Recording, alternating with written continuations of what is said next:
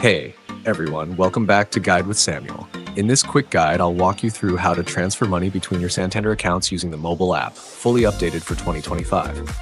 Let's get started. Step 1. Open the Santander mobile banking app and log in using your credentials. Make sure you're connected to the internet and your app is up to date. Step 2. On the main screen, tap on the Payments or Transfers option. The name might select Transfer between my accounts or similar. This will allow you to move money between your checking, savings, or other linked Santander accounts. Step 4. Choose the account you want to transfer from, and then select the destination account.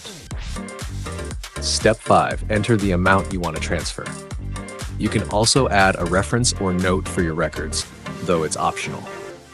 Step 6. Review the transfer details carefully and tap Confirm or Submit. The transfer will usually be completed instantly.